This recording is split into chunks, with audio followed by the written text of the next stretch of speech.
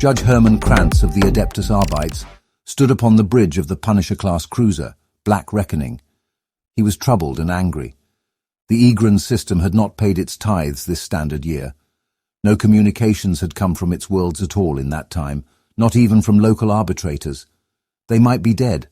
Worse, they might have turned against the Emperor. The Adeptus Arbites were a stern and devout breed, the law-keepers of the Imperium, but they were still human. Ill discipline could become disloyalty, disloyalty heresy. The thought disgusted Krantz, made him want to take his shock maul and bludgeon something. The ship's bridge was alive with quiet professional activity. Everything was ordered and clean, down to the neatly pressed creases of the crew's black uniforms. The crew had clean-shaven scalps, and the athletic bodies of those committed to physical robustness.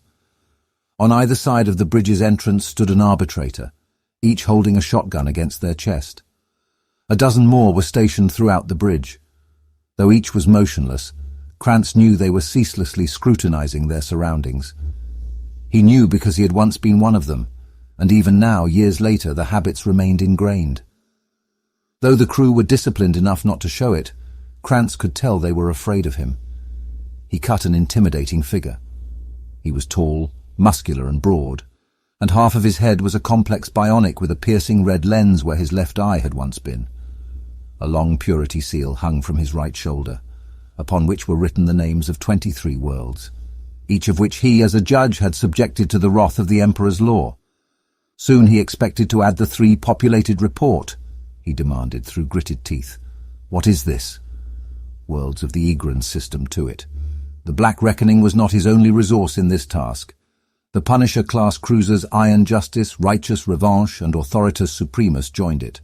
All were heavily armed and armored, and were transporting sufficient arbitrators to bring the Egrin system to heel.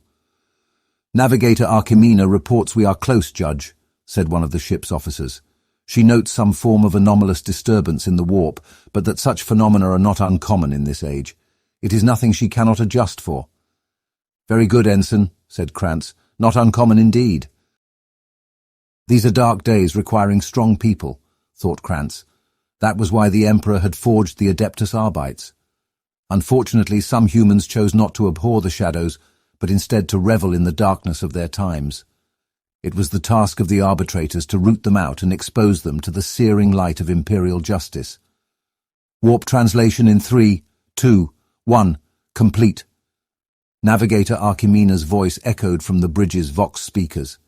Then she screamed, the inhuman howl of an animal in pain magnified by her psychic talents and the remorseless clarity of the ship's systems. Even the well-drilled crew of the Black Reckoning grimaced at the sudden awful sound. Some clutched their heads. Krantz fought the urge to do the same. His head pounded and his eardrums felt as if they could tear at any moment. Looking around, he saw the ship's long-range auger displays were going haywire. Unknown, sir, gasped an officer, blood gushing from her nostrils. Open the warp transit shutters. I need to see what's going on out there, Krantz demanded. The bridge's metal view screens slid up with a motorized hum. Holy Emperor, breathed Krantz. There were monsters everywhere. Krantz recognized them immediately from the Durandar evacuation. Tyrannids. His skin crawled as nightmares long repressed sought to resurface. Panic threatened to close his throat and choke him. Krantz remembered the screams, the alien howls, and the sight of entire rescue barks swallowed by things with cavernous maws and nests of writhing tentacles. Now, without warning, he found his ship surrounded by thousands of the Xeno's hideous bioships. The Black Reckoning's augur officer pressed his rune keys rapidly, repeating soothing incantations intended to pacify a troubled machine spirit. He looked up helplessly, and Krantz saw panic welling behind the man's eyes. There is no error, sir. Auspex returns are... They're utterly overwhelmed. There were so many bioforms the augur screen had filled entirely with their green contact runes. Its bilious glare was so bright it hurt Krantz's eyes. Though it was impossible to determine the heading or speed of any individual contact amidst the blizzard of returns, Krantz was quite certain some of the swarm was descending on his ships even now. The judge felt the desire to escape clawing at his mind.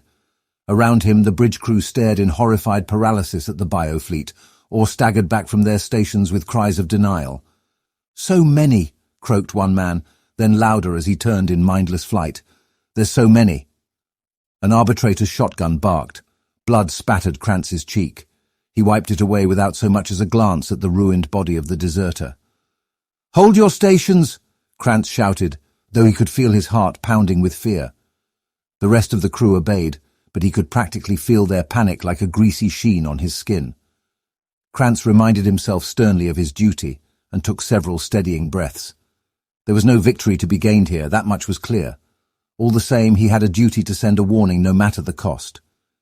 Setting his jaw, Krantz moved to loom over the ship's Vox officer. "Put me through to the entire flotilla, all channels address, anyone who might hear," he ordered.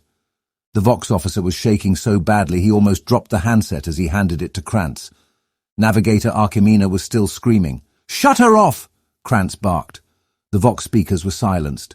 He took another breath, then spoke firmly and steadily into the Vox. "This is Judge Krantz.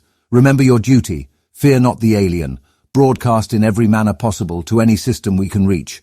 Tyrannid biofleet encountered in Egrin system, numbering thousands. All shipmasters devote your focus to evasive maneuvers. We must buy time for the messages to be sent."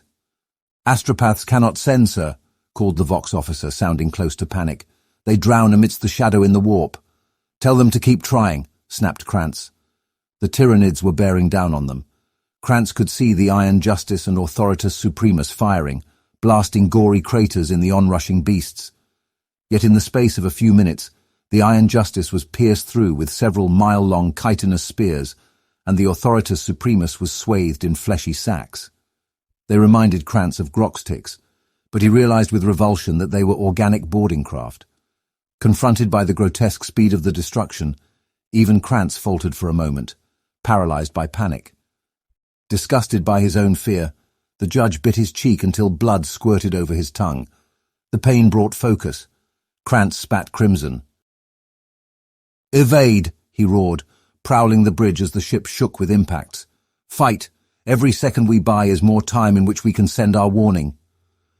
Despite the efforts of the ship's crew, the Black Reckoning took hit after hit, writhing and groaning as if in terrible pain.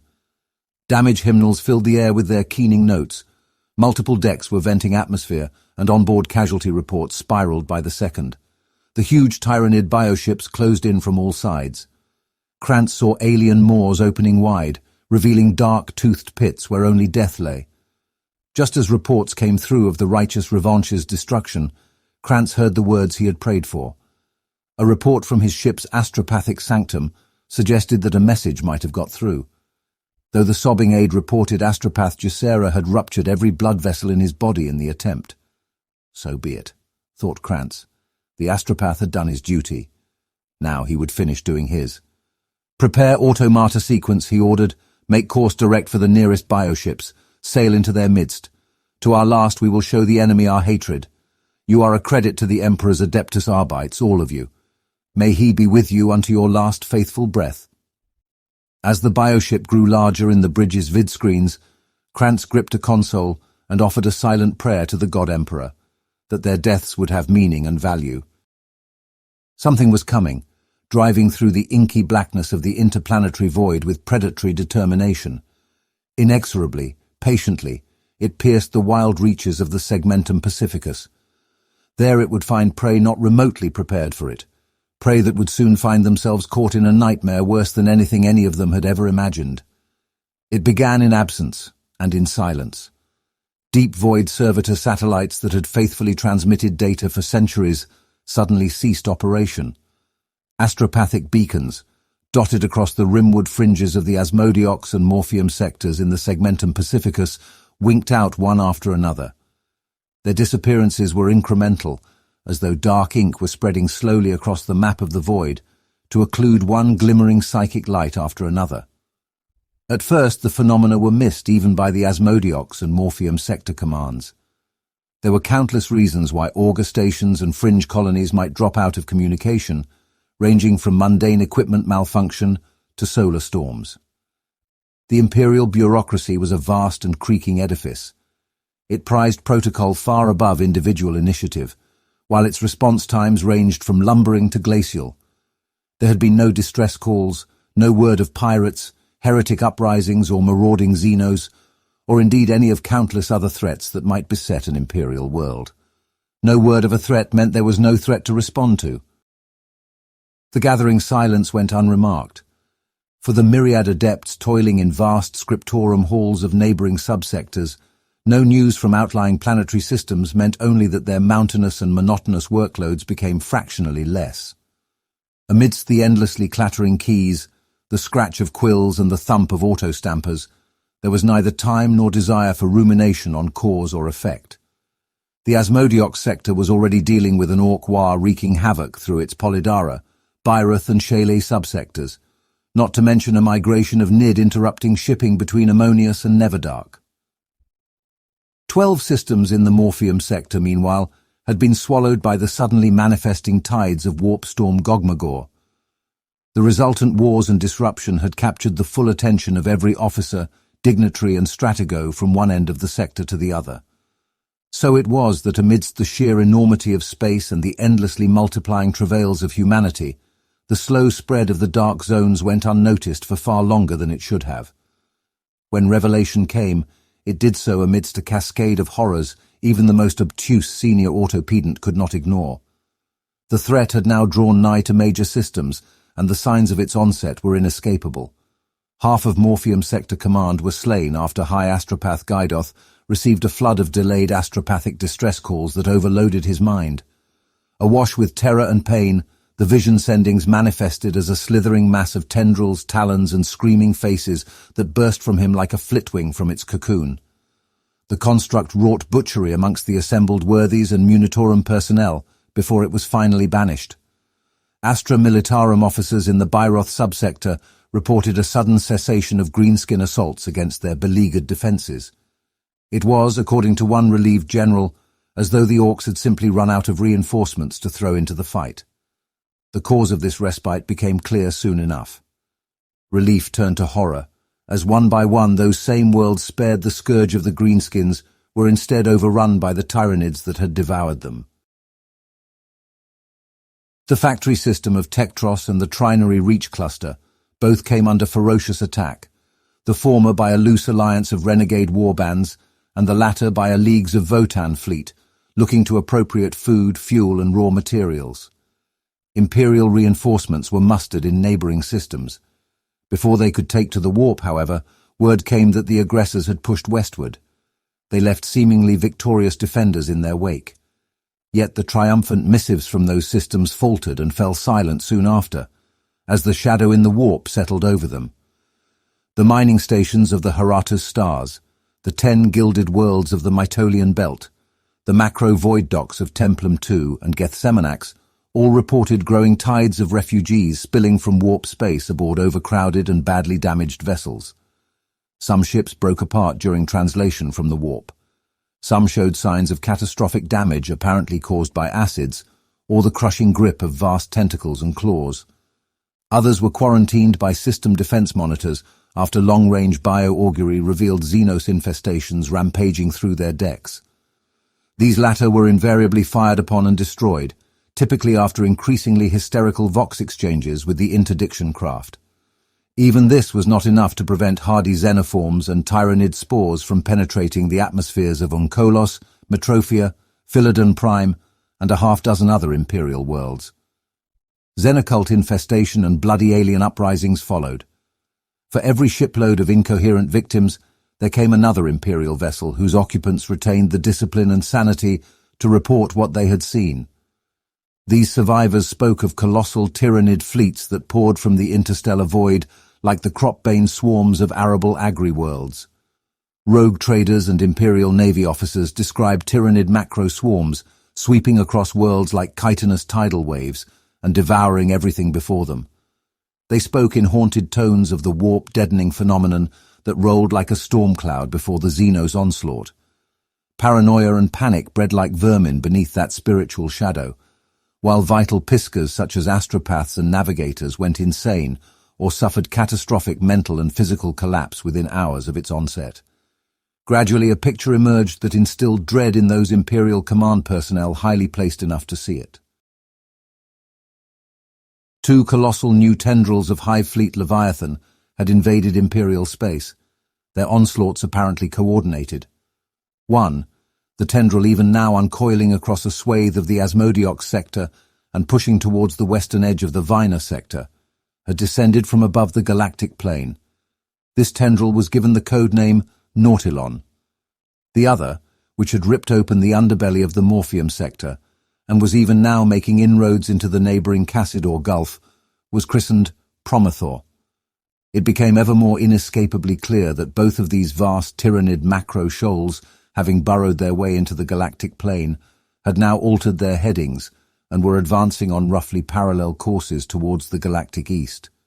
It was a route that, if not altered or halted, would see them push into the outskirts of the segmentum solar itself, and eventually, in the worst possible case, bring them to the very threshold of Holy Terror itself.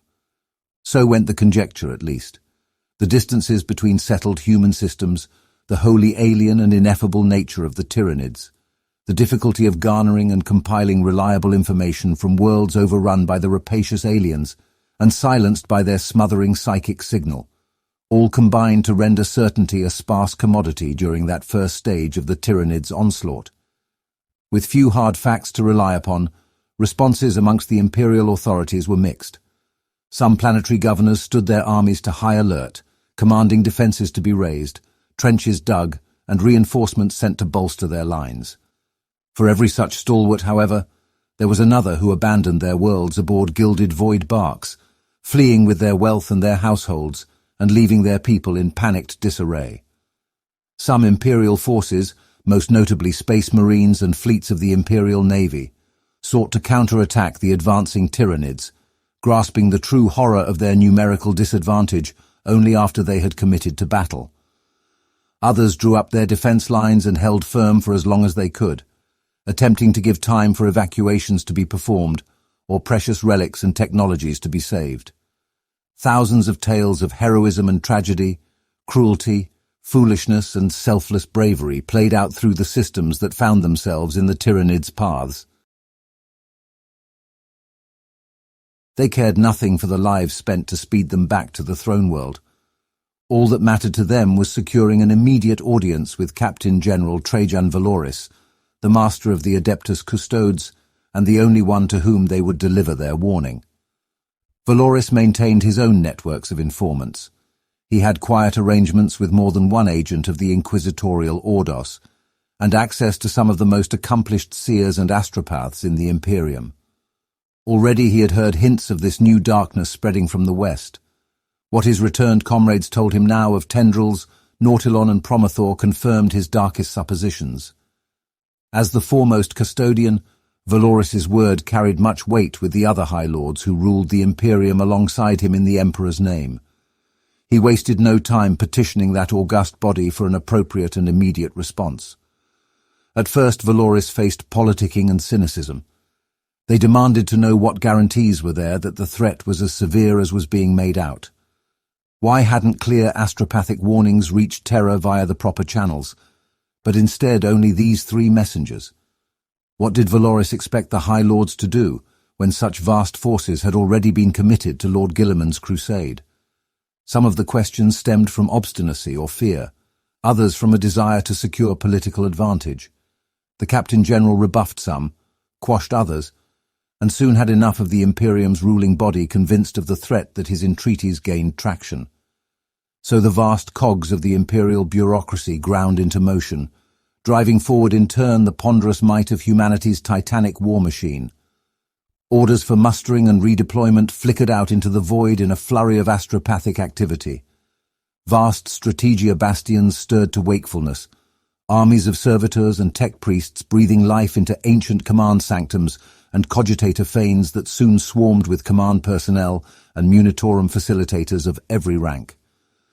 Gradually, the colossal mobilizations of troops and material began, that would be essential to waging this latest tyrannic war. Yet this would not only be a battle of defense and attrition. Valoris and others like him were not content to sit behind battlements and wait for the darkness to reach their walls. Vast numbers of Astra Militarum regiments formed the bulk of mankind's response to Leviathan's onslaught, but marshalling them took time. Many regiments had to be extracted from existing war zones. These needed resupply and reinforcement before being declared combat capable.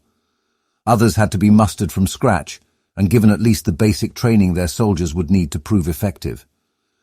Logistical support convoys converged from multiple subsectors. Their vessels suffered the perils of the turbulent warp and rapacious void pirates en route, and every loss necessitated further requisitions and more time for them to mobilize. All the while, Nautilon and Promothor crept closer.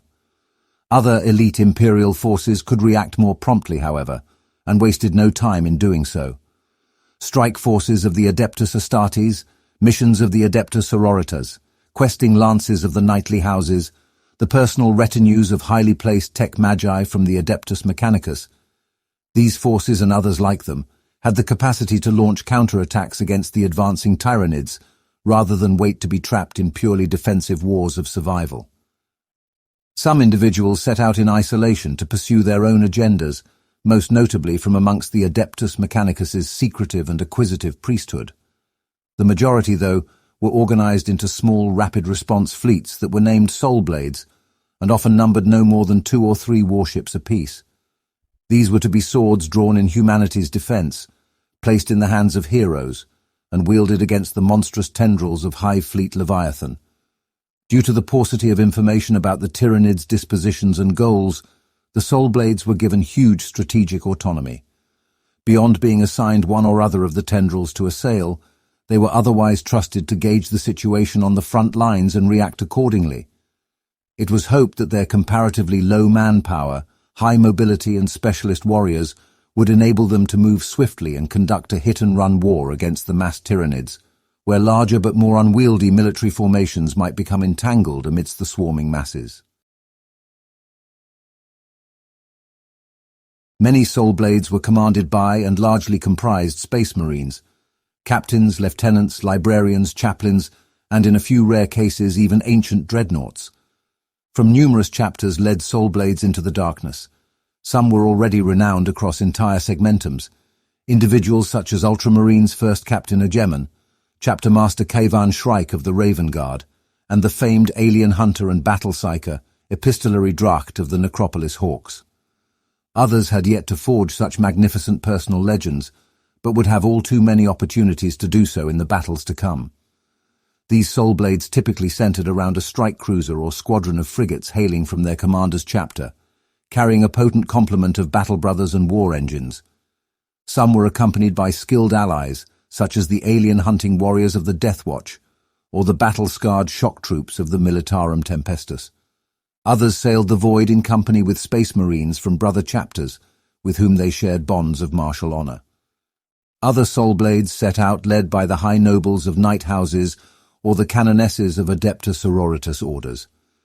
Mar's own knightly house, House Tyrannus, contributed no less than a score of its barons and baronesses to lead compact war fleets, each bringing at least a lance of their house's towering war engines to the crusade. Not to be outdone, the convent prioris on Terra supplied numerous canonesses and palatines from the orders of the Ebon Chalice, Argent Shroud, Sacred Rose and others to lead Soul Blades of their own. These forces were the most zealous of all the response fleets and typically the most numerous, for along with the warships of the Battle Sisters, Black Templars and other elite warriors of the faith, they were often trailed by shiploads of fanatics and flagellants who wished to purge the alien threat and refused to be dissuaded. Even Trajan Valoris and a number of his fellow custodians took command of Soul Blades of their own. Their remit was the defense of the God Emperor's golden throne, and they judged that in this dark hour they could fulfill their duties best at the bleeding edge of battle. Amidst great pomp and ceremony, one wave of Soul Blades after another set out from the core systems around Terra. They plunged into the warp full of determination to complete their missions, and fueled by the fires of their unquenchable loathing for the aliens that threatened the Emperor's realm. They emerged into a chaotic nightmare that by now spread across a half-dozen sectors of Segmentum Pacificus space and had already consumed dozens of Imperial worlds. Undaunted by the grotesque biological horrors and scenes of appalling catastrophe that confronted them, the Soul Blades sounded their battle cries and surged into the fight. All hoped that the Soul Blades would carve apart the Tyranid onslaught, the cream of humanity's finest forces slaying the monstrous worms like heroes from legend. Outwardly, Lord Solar Leontus and his advisors were as bellicose as any in this respect. Behind closed doors, however, they counselled pragmatism before hope. They welcomed whatever victories the Soul Blades might win, but in the event that Tyranid splinter fleets endured to push towards the heart of the Segmentum Solar, they felt a backup plan had to be in place. Though intelligence was vague, Leontus and his staff had working hypotheses of the rough locations and projected paths of Nautilon and Promothor. Working from these, they identified multiple regions of Imperial space that straddled the nominal border between the Segmentums Pacificus and Solar, and through which the Tyrannid tendrils were most likely to push if they were not halted. Next, their army of adepts and scribes analyzed mountains of tithe reports, navis nobilitae void charts, inquisitorial assessments and strategic omens. One by one, Lord Solar Leontus designated his anchor worlds. Each planet lay on a major warp transit route, which, as best as could be determined, remained a swift and relatively stable route towards the galactic west. Such channels were of no importance to the Tyranids, but they would be crucial routes of maneuver and resupply for the Imperial armies charged with halting the Xenos advance. Each world occupied not only a planetary system, but also an entire subsector, notable for its stable Imperial military and logistical network. Each would serve as an indomitable stronghold from which to support the Soul Blades and funnel the might of the Astra Militarum into the ongoing fight. In short, they would anchor the Imperial efforts in what was now being described as humanity's fourth tyrannic war.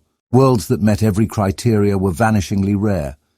They took a great deal of finding, and by the time they had been designated, the first immense wave of Imperial Guard and Imperial Navy forces was ready to set forth. Constellations of Imperial warships dove into the maelstrom of the warp, led by the colossal Imperial Fist's battle station Phalanx. This mobile void fastness transported the Lord Solar and his vast array of command staff, as well as a sizable force of space marines, through the Empyrean towards the most formidable anchor world of them all, the planet of Sanctum, in the Bastior subsector. Thank you so much for watching. If you are enjoying this video, please consider subscribing. It really does make a difference. We continue.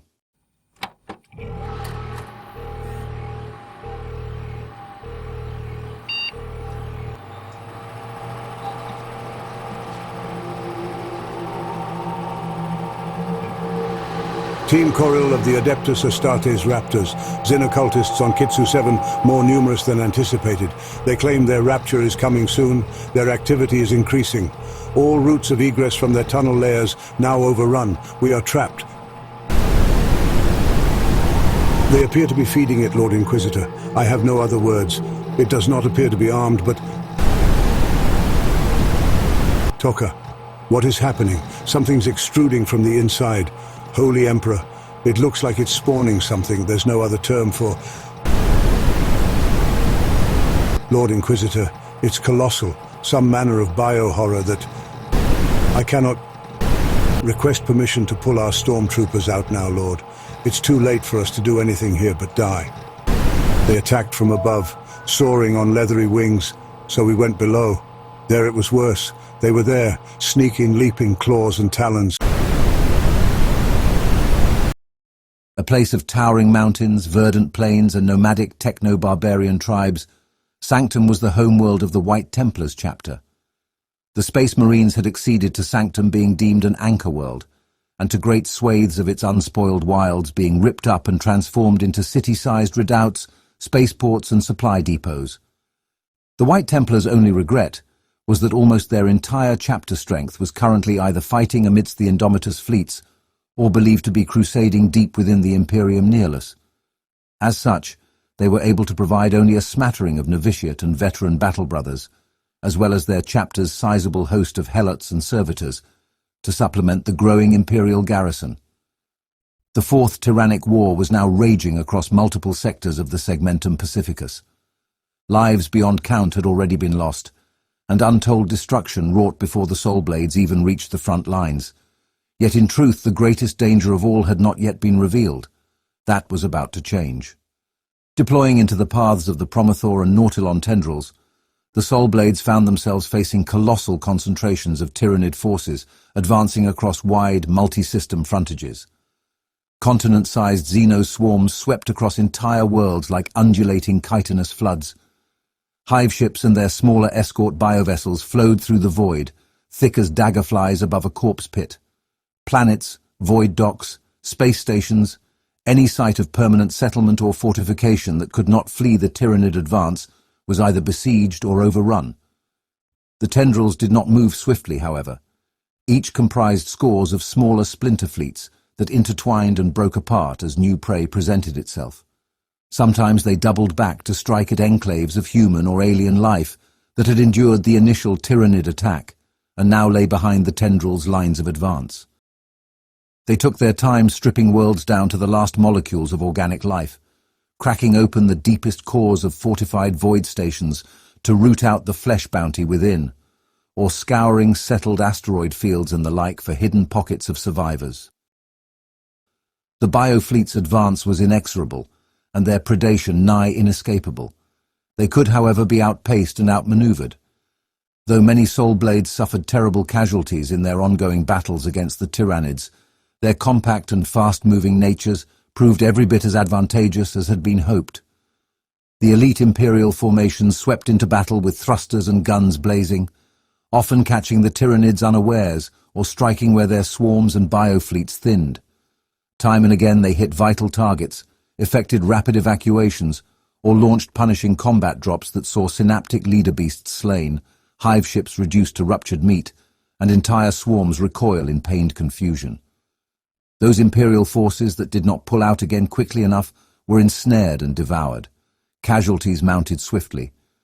Still, the relentless pace of the Soul Blades' attacks and the strategic cunning with which they fought saw them prevail on countless battlefields.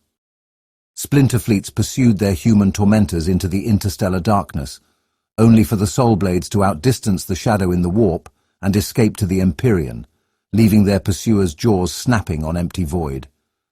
Some Soul Blades garrisoned and reinforced the most defensible fortifications that lay in the Tyranids' paths, then dug in for the inevitable onslaught.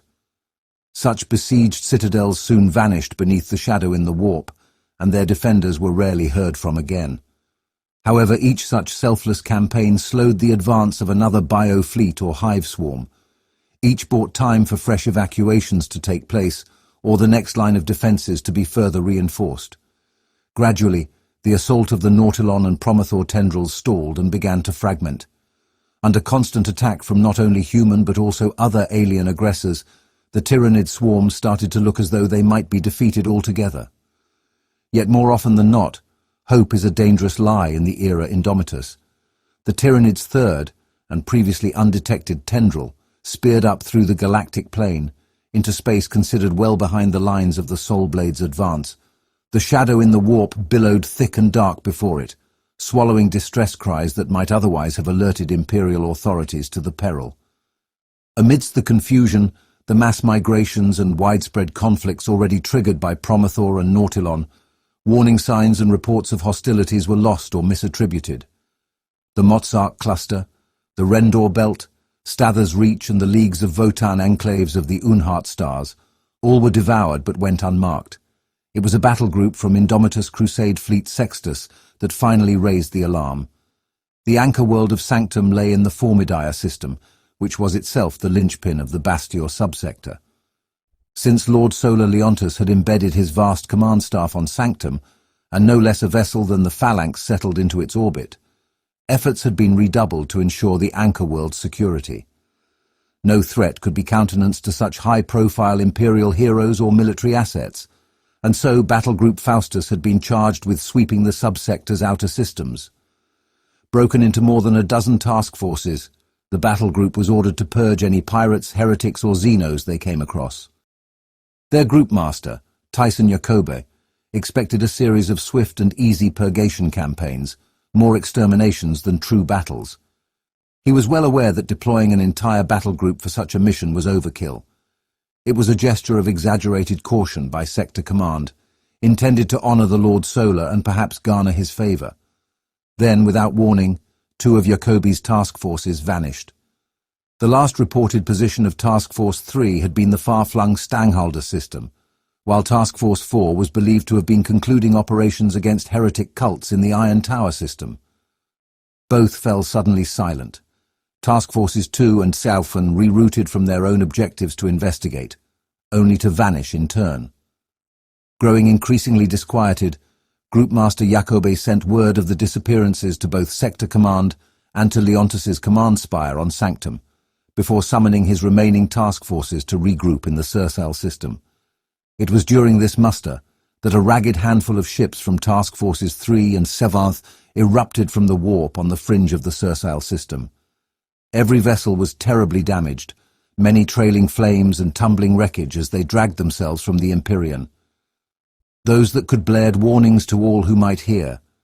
The Tyranids were coming, they cried, not those of the Nautilon or Promothor tendrils, but another infestation rising up from below. The survivors' reports were garbled, and in some cases, tainted by madness. Their vidlogs and auger X-loads did not lie, however. These made clear that Tyranid bioships had completely overrun the outermost systems of the Bastior subsector, in numbers fit to blot out the starfields behind them. This new onslaught was swiftly dubbed the grandilous tendril, and prospectively classified as a Vermilion Alpha threat. The true extent of the danger could not yet be assessed, but Group Master Jacobi knew it was his duty to assume the worst. The security of Lord Solar Leontus and of the Sanctum Anchor world could not be risked. Even now Jacobi's astropaths were complaining of chittering and scrabbling in their minds and a deadening pressure upon their psychic senses. The Group Master sent swift messenger ships to deliver his updated warnings, both to Sanctum and to the rest of the systems in the Bastior subsector. Then he gathered his warships and prepared to reconnoitre, and if possible slow or even halt the Tyranids' advancing swarms. Jacobi's choice was a courageous one, but also tremendously dangerous. Group Master Jacobi's warnings leapt between the subsector's worlds like chain lightning. They prompted a flurry of differing reactions, panic-spawned rioting on Lethnor and Gainder's Hope, zealous jubilation on the fortress world of Unspake, where the cult of St. Vance the Martyr held sway. Widespread denial, even derision amongst the clergy and planetary governors of the Galaspire system. How could base Xenos have outmaneuvered the might of mankind, these latter asked? Why would the God Emperor allow it? The dissenting voices of Galaspire became more vehement, until High Freighter Niellus decreed it heresy to even speak of the grandilous tendril, let alone prepare for its onslaught. His directive conflicted with that of the system's senior military officers, to prepare for a full-scale Xenos invasion. Torn between blind faith and the frightening realities of the situation, the defenders of the Galaspire system factionalized and tensions escalated rapidly. The first shots of what would come to be known as the War of Closed Eyes were fired soon afterwards. Even as the Galaspire system descended into anarchy, the defenders of other worlds throughout the Bastior subsector responded to the Tyranid threat with swift determination. From the barter spires of Far Welm to the sprawling aerodromes of Agrandia and the dust-marsh nomad caravans of Tseng-Ran, all who could took up arms and prepared to fight for the God Emperor. Regiments of Astra Militarum soldiery adopted defensive positions behind high battlements, or deployed to fortified checkpoints through city streets, agri-sprawls and macro-templum complexes. Vast concentrations of armoured vehicles and artillery dug in around vital spaceports and fortresses, or rolled out to patrol stretches of wilderness and macro-highways. Colossal subterranean generatorums thrummed to life, powering up defence lasers and void shields, while combat aircraft were moved to high alert, and void ships departed their docks. In the Radat, Castale, Pyramote and Formidia systems, the augmented might of the Imperial war machine growled to life and girded itself for the Tyranids' onslaught. As intelligence on the Xenos advance filtered through to Sanctum, however, one thing became clear to Leontus and his command staff. All the military might of the Bastior subsector would not be enough to halt the grandilous tendril. Whether by design, opportunistic instinct, or simple dark chance, this third, and seemingly largest, Tyrannid tendril had bypassed the might of the Soul Blades. It was pushing into what should have been the Imperial rear lines in numbers even the most pessimistic strategos could not have predicted. Already the shadow in the warp had fallen across the Stanghalder and Iron Tower systems, cutting them off from all but wildly reckless warp jumps and choking their defenders' calls for aid. The same phenomenon was gathering about the Radat system, communications from its astropaths becoming strained and infrequent. With Galaspire's worlds locked in civil war, this left just 3 of the subsector's 7 Imperial systems able to fight back on their own terms. Lord Solar Leontus accordingly enacted what he called the Sanctuary Protocol. Powerful astropathic distress calls were sent echoing away through the Empyrean in the direction of the Segmentum Solar towards the nearest anchor world subsectors, neither of which was close, and to the last reported locations of countless soul blades. Urgent and considerable reinforcement would be required, Leontus knew, for the defenders to stand a chance of victory. In the meantime, any loyalist forces in the bastior subsector that could fall back to the Formidae, Pyomote or Castale systems, now designated sanctuary systems, were to do so immediately. They were to salvage all the ammunition, fuel and useful manpower they could, but not at the risk of being trapped by the inexorable Tyrannid advance. Any forces that could not retreat in this fashion, stranded by a lack of warp-capable craft, were instead ordered to dig in and hold out for as long as they could. They were commended for whatever time their courageous sacrifices would buy the 3 sanctuary systems. With luck, it would prove enough to allow fresh Imperial forces to arrive and tip the balance against the Tyrannid menace. Ever more biofleets uncoiled from below the galactic plane to infest the Bastior subsector. Where the Promethor and Nautilon tendrils spread over multiple sectors, the grandilous tendril instead seemed to be concentrating all its colossal might against a single subsector. Why this should be was unclear, though theories abounded. As with everything concerning the utterly ineffable Tyrannids, humanity was left fumbling for understanding. Even the best strategic minds and most learned Ordo Xenos inquisitors could do little better than to guess at when, why, or how the rapacious alien swarms would strike, let alone why this tendril's strength should be so concentrated. Many Imperial commanders obeyed the Sanctuary Protocol. Void ships of all kinds arrived in the Castale, Pyromote and Formidae systems, crammed with soldiers, war engines, logistical personnel and military material. Armies of overworked strategium adepts and sleep-deprived officers coordinated the influx. Ground forces were deployed to strengthen the worlds of the Sanctuary systems, while all combat-capable void ships joined system monitor patrols and hastily scrambled reserve fleets. Hour by hour, the defenses of the Sanctuary systems grew ever more impregnable until it seemed that surely no enemy could overcome them. Certainly the initial Tyrannid feelers that quested into the Castale and Formidae systems were swiftly annihilated in the void by overwhelming Imperial firepower. All those who could not reach Sanctuary now faced the full horror of the Tyrannid onslaught. Some panicked and attempted to flee or to hide in deep bunkers or remote caves. A scattering of vessels did escape Grandilus's clutches. Many more were caught in the open void, ensnared in the tendrils of hive ships that disgorged swarms of warrior organisms to butcher all aboard. Those who hid lasted longer, but every day another remote enclave was predated, another bunker complex infiltrated by vanguard organisms and reduced to a gruesome abattoir. Others in the outlying systems resigned themselves to their fates. The noble clans of Lethnor's high spires indulged in ever more debauched revels, while Tyrannids engulfed their world. Even as subterranean swarms bypassed their outer defenses and tides of warrior organisms flooded up through the levels of Lethnor's hives, the orgiastic parties continued. In the end, it was the surviving Lethnoran soldiery who butchered the nobles, while in the process of requisitioning their palatial spires to serve as final redoubts against the all-consuming swarms. For all those who lost their minds or their courage in the face of the Tyrannid threat, there were many more who fought back. Some were motivated by their faith, or by the desire to defend their homes and all they held dear.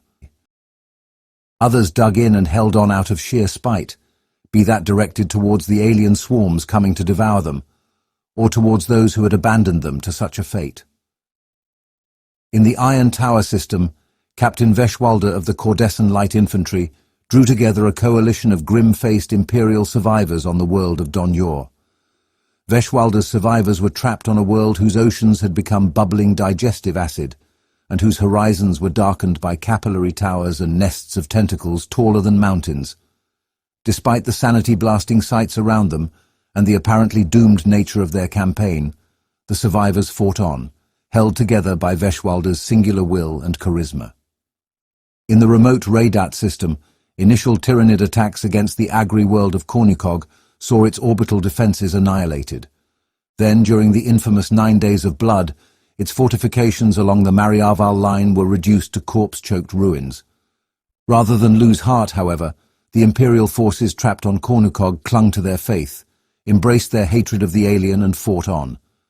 Tyranid synapse beasts led onslaughts into the Kornikog city domes, even as swarms of haruspexes and psychophages assailed the planet's hydroponic chasms. In response, Kornikog's defenders launched a blistering series of armored and airborne counterattacks that halted the Tyranids in their tracks. Soon the world was locked in a sprawling global stalemate that grew more savage by the day.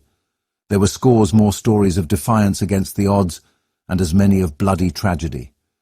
Most were lost beneath the smothering shroud of the shadow in the warp, the horrifying miasmal maelstrom unleashed by the toxic swarms of Pavlov IV, the suicidal charge of the 840th Vostroyan Rough Riders that at last saw the hated Witherworm slain, General Tanlir's disastrous airdrop into the heavily infested Megran manufactorums, the last stand of the Gromdak super-heavy armoured, the War of Dragons, conducted in the endless skies of Nymir III, the Durgisong March of the Erzantak Saints. These and countless other conflicts saw the best and worst of the human spirit pitted against the dead-eyed malevolence of the Tyranid swarms. Alien too fought alien in this inter-system war of survival.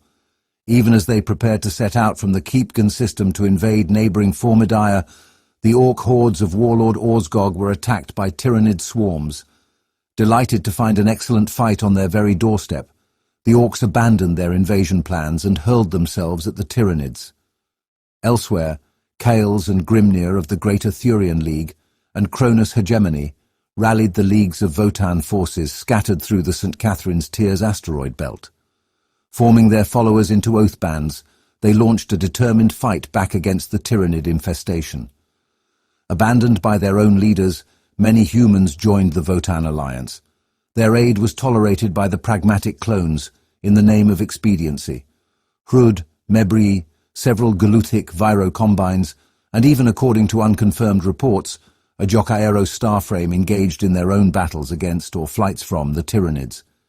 Meanwhile, the alien death toll in the pallet system skyrocketed by the day as Tyranids, Necrons, Asuriani and Drukhari engaged in a ferocious four-way war. Ancient superweapons of unimaginable power were unleashed to annihilate entire biofleets. Warrior organisms spilled into the webway, triggering a separate and equally vicious conflict beyond the bounds of reality. Alien blood stained world after world, and still the fighting raged. For all the blood spilled, heroic sacrifices made, and furious battles fought, the Tyranid advance continued. Where the defenders' warships, void platforms and ground forces were finite, the bioships and warrior organisms of the grandilous tendril appeared numberless. They drifted from the interstellar void in waves. Each onslaught was greater and more terrible than the last, and while the defenders typically had hours or even days between one attack and the next, there was only so much they could do with that time. Damaged warships were repaired and wrecks salvaged, but with the shadow in the warp settling over the embattled systems, there was no way to draft in reinforcements or replenish flotillas. Injured warriors were treated, weapons reloaded and battered fortifications shored up, but after every battle there were more dead to be heaped and burned, while stockpiles of ammunition and medical supplies only lessened. In Bastior's outlying systems, the defenders' numbers and morale grew ever more stretched, even as the Tyranid's strength only seemed to increase. It was the 11th Tyranid attack that saw the last planet-side defenders in the Stanghalda system overwhelmed. Until that point, garrison forces had held out on the worlds of Portent and Sigillus, supported by hit-and-run attacks from a ragtag fleet of Imperial Navy warships and Space Marine frigates. The 11th onslaught was like nothing that had come before, however. Hundreds of bioships surged through the void, their numbers so great that the Imperial vessels could only fall back or be annihilated. Clustering around Portent and Sigillus, scores of hive ships vomited wave after wave of warrior organisms onto the planet's surfaces until every last spark of resistance was extinguished. A final desperate vox blurt reached the fleeing naval craft from the surface of Portent. It spoke of a towering hive tyrant leading the butchery, fighting with 4 crackling bones words and displaying a terrifying strategic intellect. The shipmasters, forced to abandon their comrades on the ground, vowed to fight on in their honor. They would do all they could to hurt the colossal swarms now gathering to feed upon the system's slaughtered worlds.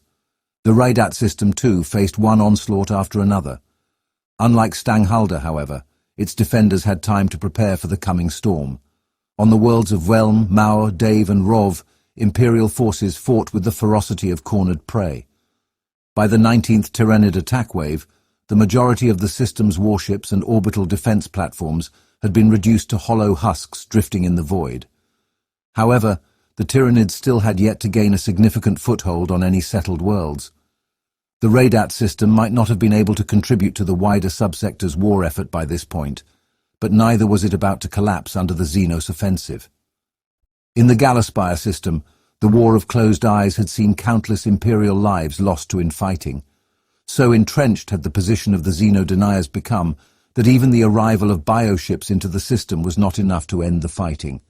Consumed by zeal, and with his hands too bloody to admit his mistakes, High Frater Niellus instead accused the Loyalists of everything from conjuring illusions by heretic witchery to releasing weaponized xenofauna. Some of the governors and officers who had followed him into rebellion wavered as Tyrannid forces attacked renegades and Loyalists alike. As resistance lessened in the wider subsector, so a colossal biofleet massed and surged up to attack the Pyremote system. The Sanctuary's defenders had hoped that the raging belts of radstorms that partly encircled their system might damage the Tyrannid attack waves. If this was the case, however, there was no evidence visible as bioships flowed from amidst the luridly glowing storms to attack. If anything, all this did was unleash swarms of irradiated Tyrannids whose mere presence proved inimical to human life. Nor were the Tyrannids the only aliens to assault Pyremote's worlds. Thundering from the void aboard rad-saturated warships came a horde of mutated orcs led by the monster boss of glowing rock. Though they had been massively reinforced and had colossally fortified their worlds, still Pyremote Command had not anticipated having to withstand 2 alien invasions at once. A series of punishing naval engagements followed, during which 14 deep void watch stations were overrun and the industrial moon of Elide lost to a catastrophe, the precise nature of which was swiftly classified. Soon after, Admiral Ranjav was forced to fight both Tyrannids and Orcs at once during the chaotic Battle of Geithhouse Sound. She displayed strategic mastery in winnowing both attack waves, but it cost her dozens of Imperial craft along with her own Oberon-class flagship, the Spirit of Flame. Planetary invasions followed, the fortress world of Unspake beset by Tyrannid vanguard and aerial swarms, the hive world of Trig facing hordes of heavily mechanized greenskins under the monster boss himself, the Scriptorum world of Blut, assailed by Tyrannids and Orcs at the same time. The only saving grace for the defenders of the Pyremote system was that the Orcs and Tyrannids slaughtered one another as willingly as they did their human prey. Still, if the Sanctuary systems were to hold out until the arrival of Imperial reinforcements, they could not afford to suffer such brutal losses at so ferocious a pace. The Castale system was assailed shortly after hostilities commenced in the Pyremote Sanctuary. Here, Imperial defensive measures proved successful, at least to begin with. 7 successive waves of hive ships and escort drones broke against the armored prows of the Navis Imperialis, Adeptus Mechanicus and Space Marine vessels, without a single organism making planetfall.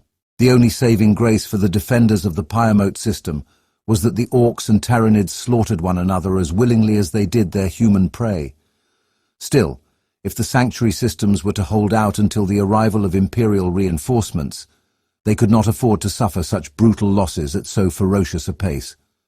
The Castale system was assailed shortly after hostilities commenced in the Pyremote Sanctuary. Here, Imperial defensive measures proved successful, at least to begin with. 7 successive waves of hive ships and escort drones broke against the armored prows of the Navis Imperialis, Adeptus Mechanicus, and Space Marine vessels without a single organism making planetfall. Inevitably, however, Imperial naval casualties mounted with each engagement. Worse, the Tyranids appeared to adapt to the ferocious resistance they faced. The 8th attack wave was not only several times larger than any that had come before it, but also amongst its seething masses came strange biovessels that did not match any existing Imperial recognition scripture. Gangling things trailing masses of spindly black tendrils, the craft boasted pulsating cerebral nodes each as large as an Imperial frigate. Where the foul vessels went, so crippling paranoia, terrifying hallucinations and smothering psychostatic drove human naval crews mad and shattered their morale. From these same ghastly vessels, swiftly dubbed Mindslayers, poured invasion waves composed almost entirely of warrior organisms adapted for psychic combat. Accompanied by heavily armored crusher swarms and tides of expendable warrior beasts, the Mindslayers' spawn soon secured footholds on the battery world of Rachnor and the agri world of Rashlav. As fresh Imperial reserves moved up in response, and corps of battle psychers stepped forth to engage the Mindslayers' spawn, so the conflict in the Castale system escalated into a nightmarish war of witches. Thank you so much for watching. Part 2 of the lore of 10th edition will be coming soon. I can't thank you enough for your support. We shall speak again soon. Your humble apostle.